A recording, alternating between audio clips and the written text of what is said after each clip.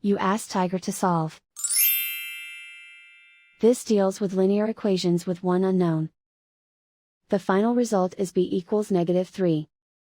Let's solve it step by step. Group all constants on the right side of the equation. Subtract 3 from both sides. Simplify the arithmetic.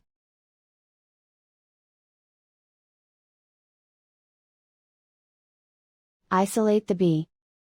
Divide both sides by 4. Simplify the fraction. Find the greatest common factor of the numerator and denominator. Factor out and cancel the greatest common factor. And so the final result is b equals -3.